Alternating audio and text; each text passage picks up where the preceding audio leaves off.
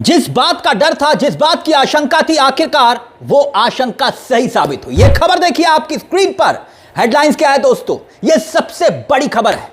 Headlines यह कि चंद्रबाबू नायडू का महाखुलासा फिर आ रहा है। परिसीमन बिल बंगाल में बदले समीकरण के बीच अब पास करा लेंगे मोदी।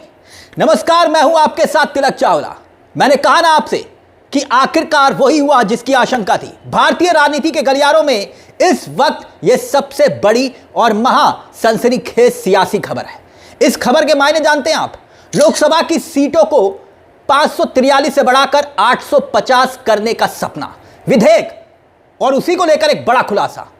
खेल को समझिए, टीएमसी के 20 सांसद बागी हो गए, टीएमसी के, ममता बनर्जी के, और एनसीपीआई में विलय हुआ। पूरा मौका अब सीधे तौर पर पाले में गेंद पहुंच चुकी है ओम बिरला के टेबल पर। हालांकि हरी झंडी मिल जाएगी, ये सब जानते हैं, लेकिन एनडीए में आना क्या चंद्रबाबू नायडू को इस कदर बागियों का नागवार गुजर रहा है कि नायडू अब वो बात बोल रहे हैं जो अब तक सरकार नहीं बोल रही थी। अब इसमें कोई दो राय नहीं कि बीजेपी जिस तरह से चाहे, वो टीएमसी हो, उद्धव ठाकरे के सांसद हो, उन पर डोले डाले जा रहे हैं और बाकायदा बयान आ रहे हैं। अपनी स्ट्रेंथ बढ़ाने के लिए पूरी ताकत मोदी अमित शाह ने झोंक दी है। अभी कुछ दिन पहले विपक्ष ने, आप जानते हैं ना दोस्तों, जो बंगाल चुनाव के वक्त, जब बंगाल चुनाव अपने चरम पर था, अचानक से मोदी सरकार ने फैसला लिया, अप्रैल के महीने में एक इमरजेंसी लोकसभा का सत्र बुलाया, यह कहते हुए कि भाई महिला आरक्षण बिल को संशोधन करना है और इसके साथ साथ डिलिमिटेशन बिल यानी कि परिसीमन बिल लाना है, संविधान में संशोधन कर। लेकिन बिल गिर गया। 2/3 का आंकड़ा मोदी पास नहीं करा पाए। लेकिन अब इसी को लेकर एक बड़ा बयान चंद्रबाबू नायडू का आया है, और इस बयान को अगर गौर से देखेंगे, जो आपको दिखाई दे रहा है, इस बयान में बहुत कुछ छिपा है। मोदी के सहयोगी नहीं, खुद सीएम एक पीएम को संदेश दे रहे हैं। नायडू संकेत दे रहे हैं सरकार को। अब जो बात लिखी गई है ना, उसे सुनिएगा। नायडू के बयान अखबारों में छपी सुर्खियों में दिखाई दे रहे हैं, लेकिन इसके साथ साथ एक नंबर गेम भी है, और नंबर गेम क्या है, उस नंबर गेम का जिक्र हम करेंगे। मगर यहां पर नायडू जो बहुत बड़ी बात बोल रहे हैं, मगर इसके साथ साथ 12 कदम दूर है मोदी सरकार। 12 कदम, मैंने कहा ना नंबर गेम का भी खेल है, उस पर भी हम आएंगे। लेकिन देखिए क्या लिखा हुआ है। दरअसल भारतीय जनता पार्टी की अगुवाई वाली एनडीए सरकार के सबसे अहम और सबसे बड़े सहयोगी आंध्र प्रदेश के मुख्यमंत्री चंद्रबाबू नायडू ही हैं। नायडू थे, मैं इसलिए बोल रहा हूं क्योंकि एनसीपीआई, टीएमसी का बागी गुट अब सबसे बड़ी बैसाखी बन गया है मोदी सरकार की। वो कह रहे हैं कि भाई परिसीमन बिल एक बार फिर से पेश करने जा रही है। आधिकारिक बयान, पहला आधिकारिक बयान है जिसने देश की राजनीति में हड़कंप मचा दिया है। इंटरव्यू देखिए, अंग्रेजी में इसका हिंदी तर्जुमा मैं कर रहा हूं। इकोनॉमिक टाइम्स को आंध्र प्रदेश के मुख्यमंत्री चंद्रबाबू नायडू ने यह बहुत ही विस्फोटक इंटरव्यू दिया है। अब इस इंटरव्यू में उन्होंने क्या बात बोली है, क्योंकि जो बात नायडू साहब बोल रहे हैं वो तो अमित शाह भी नहीं बोल रहे, लेकिन नायडू बोल रहे हैं, इंटरव्यू में बोल रहे हैं कि डिलिमिटेशन बिल फिर आएगा। क्योंकि खैर ये बात तो सब जानते थे कि आएगा, मगर जो बड़ी बात है वो नायडू ये कह रहे हैं कि 50% सीट इंक्रीज क्लॉज। नायडू कह रहे हैं कि सरकार जो है वो ये बिल लेकर आएगी, लेकिन इस बार इसमें लिखा होगा 50% सीटें हर राज्य की बढ़ेंगी। आपको याद होगा दोस्तों कि पिछली बार क्या हुआ था। पिछली बार जब 3 दिन का सत्र बुलाया गया था, तो अमित शाह ने खड़े होकर, जब तमाम तरह की बातें, आरोप लग रहे थे, विपक्ष के सांसदों ने लगातार सवाल उठाए, अपनी चिंताएं जाहिर की, और खास तौर पर दक्षिण की सियासत में देखिए डीएमके ने कितना अग्रेसिव होकर इस लड़ाई को लड़ा था।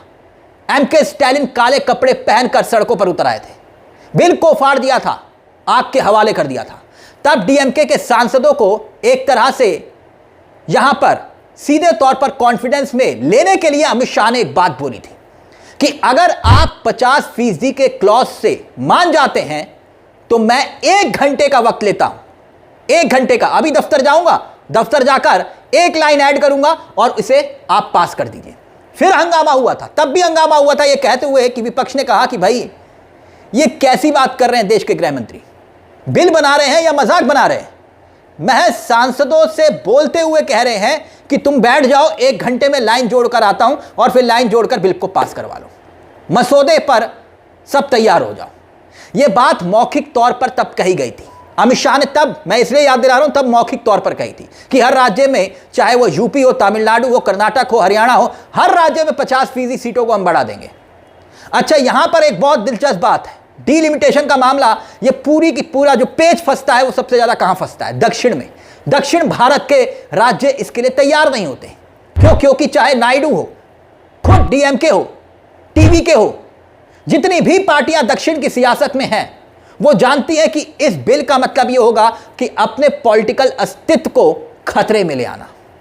और जो मोदी और अमित शाह का हमेशा के लिए सत्ता में रहने का सपना है, उस सपने को पूरा करने के लिए दक्षिण की सियासत को कमजोर कर देना, ये हमेशा से आरोप लगते हैं। लेकिन अब यहां पर नंबर गेम पर आइए, जल्दी से नंबर गेम आप देख लीजिए। नंबर गेम क्या है? नायडू आगे क्या इशारा दे रहे हैं उसे भी समझिएगा, उस पर भी हम आ रहे हैं, क्योंकि नंबर गेम पर पूरा खेल है। लेकिन नायडू ने एक और बड़ी बात कही है दोस्तों, नायडू ने वाजपेयी सरकार का याद दिलाया है। देखिए आपके सामने 2001 का जिक्र किया है, अंग्रेजी में हिंदी में तर्जुमा कर देता हूं। नायडू यहां पर याद दिला रहे हैं, नायडू कह रहे हैं कि मैं ही था जिसने उस वक्त 2001 के जो प्रधानमंत्री थे अटल बिहारी वाजपेयी, उनसे कहा था कि आप गलत कर रहे हैं। अभी लेटेस्ट जनगणना के आंकड़ों में यह साफ पता चल जाएगा कि जो साउथ के स्टेटस, दक्षिण भारत का जो स्टेटस है, उन्होंने बेहतर काम किया है जनसंख्या को रोकने के लिए, तो आप उनको पनिश मत कीजिए।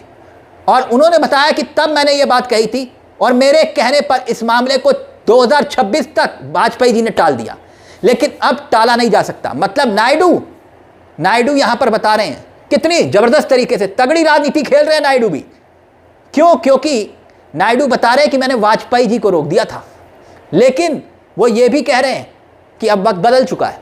तो बड़ा सवाल यह है कि क्या नायडू जो कह रहे हैं कि सरकार के द्वारा कि आप बोलिए, सरकार बुलवा रही है, 50% हम लिख के दे देंगे। और टाइमिंग पर गौर करिए, मैंने कल ही आपको यह बताया था कि यह जो तीसरा गुट बन रहा है ना, यह तीसरा गुट बहुत जबरदस्त खेल खेल रहा है। नायडू और नीतीश को अलग थलग किया जा रहा है और टीएमसी के ये 20 बागी सांसद एनसीपीआई नाम की एक पार्टी लेकर आती है और पार्टी उसमें विलय कर लेती है। नायडू से ज्यादा पावरफुल हो जाता है ये बागी गुट। अब नायडू भी इस बात को समझ रहे हैं कि बीजेपी, अमित शाह उनके साथ खेल खेल रहे हैं और ऐसे में मोदी शाह की जो सियासी ताकत है उसे याद दिला रहे हैं नायडू, ये कहते हुए कि भैया मेरे पास भी सांसद है। आंकड़ों पर गौर फरमाइए। अब आंकड़े क्या कहते हैं, पूरा गणित समझ जाएंगे आप, क्योंकि साल अप्रैल का महीना था, इसी साल अप्रैल का महीना सरकार पार्लियामेंट में स्पेशल सेशन बुलाती है और बिल जब पेश करती है 2011 की जनगणना के आधार पर सीटों को बढ़ाने का, तब जरूरत कितनी पड़ी थी? 2/3 बहुमत, 360 वोटों की। लेकिन 54 वोट से बिल गिर जाता है, हार जाती है सरकार। अब क्या बदला है खेल, अब समझिए। टीएमसी में जो महाबगावत हुई है, टीएमसी के जो सांसद काकोली घोष के साथ जो ममता बनर्जी के 29 में से 20 बागी सांसद आए हैं, लोकसभा स्पीकर से अलग बैठने की मांग उन्होंने की है, तो इस लिहाज से देखिए 20 सांसद एनडीए के पाले में आ जाते हैं। यानी 29 में से 20 सांसद और प्लस कर लीजिए। एनडीए का बेस कितना था? 293। अब 293 से बढ़कर कितना हो जाएगा? 313 हो जाएगा। अब आइए डीएमके पर। डीएमके, स्टालिन की पार्टी डीएमके इंडिया गठबंधन को छोड़ चुकी है और वहां पर सीधे तौर पर परिसीमन बिल को लेकर सिद्धांत के रूप में विरोध कर रही थी। मगर क्या वो विरोध करेगी? उसके सांसद विरोध करेंगे या एब्सेंट हो जाएंगे? क्योंकि शिवसेना को लेकर बड़ी खबर आ रही है। उद्धव गुट के 9 में से 6 सांसद टूटने के लिए तैयार है और बकायदा खुद शिंदे गुट के नेता यह दावा कर रहे हैं, देखिए आपकी स्क्रीन पर, कि भैया 6 संपर्क में है, तारीख तय हो रही है, बस ऑपरेशन होना बाकी है। लेकिन यहां पर 12 कदम इस लिहाज से दूर होंगे। चंद्रबाबू नायडू जिसका जिक्र कर रहे हैं, पूरे नए नंबर गेम को अगर हम समझें तो एनडीए के पास 293 और टीएमसी के 20 बागियों को अगर आप जोड़ देते हैं, प्लस कर देते हैं, तो 313 का आंकड़ा पहुंचता है। और इसमें अप्रैल में एनडीए का साथ देने वाले 5 और सांसद भी थे और अगर 5 सांसदों को जोड़ लें तो यह आंकड़ा 348 सांसदों का पहुंच जाता है। 348 सांसदों का समर्थन, यानी दोबारा बिल पास कराने के लिए, संविधान संशोधन करने के लिए 360 का जो जादुई आंकड़ा मोदी जी को, अमित शाह जी को चाहिए ना, जिसके लिए सारा खेल हो रहा है, पार्टियां तोड़ी जा रही हैं, उससे महज 12 वोट दूर हैं वो। 12 वोट, 12 सांसद। और इसी बात को लेकर कहा जा रहा है कि खेल लगभग पूरा हो चुका है, अब बस 12 की दरकार है। और ये 12 कैसे टूटेंगे ना दोस्तों, अब देखते रहिएगा। खैर, इस पूरे खेल को लेकर आपकी क्या राय है?